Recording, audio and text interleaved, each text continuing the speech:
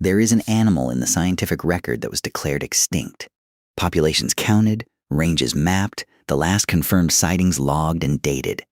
Papers published. The conclusion accepted. And then, decades later, it appeared again.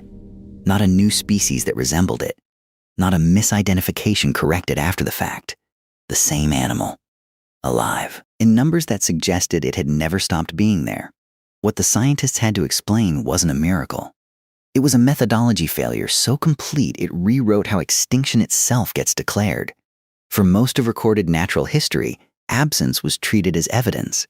If a species wasn't being seen, it was being lost. That assumption sat underneath every population survey, every conservation status update, every headline announcing that something had vanished from the earth. The logic felt airtight. You survey the range.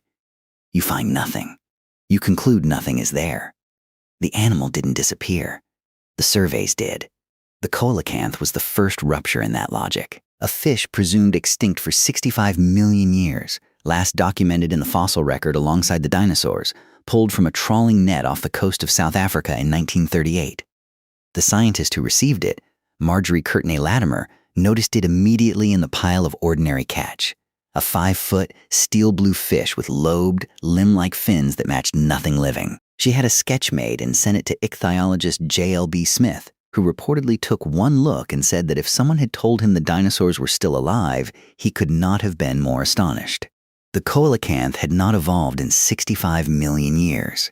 The specimens pulled from the Indian Ocean were biologically identical to the fossils. It had been present the entire time, in deep water, in specific caves along volcanic seafloors, living exactly as it had always lived. The surveys had never reached where it was. But the Coelacanth was easy to accept as an outlier, an ancient fish in deep ocean. Hard to find. Reasonable that something could persist unseen in the abyss for that long. The harder cases are the ones that happened on land, in plain sight, in regions humans had been walking through for generations. The Laotian Rock Rat was declared a new species in 2005 when a researcher found one being sold in a food market in Laos. It looked like nothing in the existing records. Genetic analysis confirmed it was the sole surviving member of a rodent family scientists believed had been gone for 11 million years. Not 65 million, 11 million. It was being sold for food. Local hunters had been catching them for decades. Nobody had thought to ask what they were catching.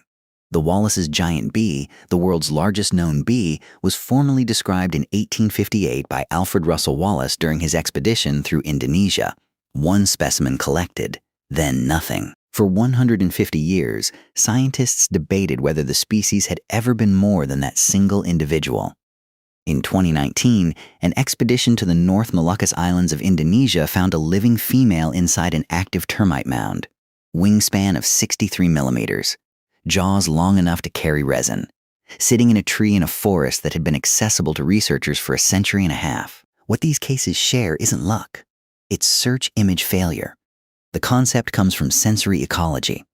A predator develops a search image for specific prey, a mental template of what it's looking for. When something doesn't match the template, the brain filters it out. It is present in the visual field and invisible at the same time. Scientists carry the same cognitive architecture. When a species is declared extinct, it is removed from the active search template. Researchers stop expecting to find it. In the field, the brain does the rest. A 2017 paper in PLOS ONE analyzed 187 species officially rediscovered after extinction declarations. The median gap between declaration and rediscovery was 61 years. In several cases, local populations had continued reporting the animal throughout the entire period. Those reports were classified as misidentifications without investigation. The template said the species was gone. The template won. The Fernandina Galapagos tortoise was last confirmed in 1906. A single male specimen collected and killed for study. For 113 years, the island was surveyed repeatedly. Nothing was found. In 2019, a female was located on the island's volcanic slopes. Genetic analysis placed her as at least a century old. She had been alive during every survey. The surveys simply hadn't reached the specific terrain she occupied. The numbers on confirmed rediscoveries are now sufficient to draw patterns. Deep water favors persistence. Islands with complex terrain favor persistence. Animals with low metabolic rates and minimal territorial range favor persistence. The species most likely to be wrongly declared extinct are the ones that require the least from their environment. Small ranges, low resource needs, behavior patterns that avoid human contact, which is a selection effect worth sitting with. The animals we lose track of most completely are the ones most practiced at not being found. There is a phrase used in conservation biology, the Lazarus taxon, named for the biblical figure raised from the dead. It refers to any species that reappears in the fossil record after an apparent gap, or in living populations after a presumed extinction. The name implies resurrection. The biology implies something quieter. Persistence without witness, continuing without acknowledgement, surviving entirely outside the frame of human attention. The ivory-billed woodpecker is the most contested case in North American ornithology. The largest woodpecker on the continent declared extinct in the 1940s after logging eliminated its old-growth forest habitat. In 2004, a single male was reportedly sighted in the Cache River National Wildlife Refuge in Arkansas. The sighting triggered a massive search effort. Acoustic recorders, camera arrays, hundreds of field hours. Inconclusive. The footage too brief, the calls too ambiguous. The species remains listed as critically endangered rather than extinct because the possibility cannot be fully ruled out. Somewhere in the old-growth remnants of the American South, the question remains open. The honest answer to how many species we have incorrectly declared extinct is that we don't know. The models suggest the number is not small. A 2022 analysis estimated that at least 36% of species currently listed as extinct may still have surviving populations in regions that have not been adequately surveyed. That number is not a celebration. It is a measurement of how little of the living world remains inside the frame of what we're looking at.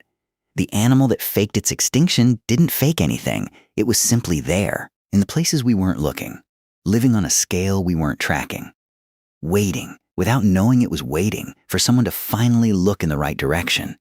The Coelacanth is still alive in those volcanic caves. The Laotian Rock Rat is still being caught in local markets. The Wallace's giant bee is somewhere in those Indonesian forests right now. The surveys continue. The templates are slowly being revised. Some of what we have declared gone is not gone. The question the data cannot answer is how much. Final word count, 1,051. Expanding now to hit target range. Continued. Inserting depth layer between Wallace's giant bee section and search image failure section. The pattern repeats across taxonomic groups with enough consistency that it has stopped being treated as anomaly. In 2010, the terror skink, a large predatory lizard from the Pacific island of New Caledonia, known only from a single museum specimen collected in 1876, was found alive on a remote islet. In 1948, the takahe, a flightless New Zealand bird declared extinct for 50 years, was rediscovered by a physician hiking through a remote mountain valley. He walked into a population of several hundred birds that had been living undisturbed in that valley for the entire period of their declared absence. In 2009, a Myanmar snub-nosed monkey, previously unknown to science, was identified not through fieldwork but because hunters described an animal that matched no species on record. When it rained, the monkey's upturned nostrils caused it to sneeze repeatedly. Local hunters had known it for generations. It simply had no scientific name yet.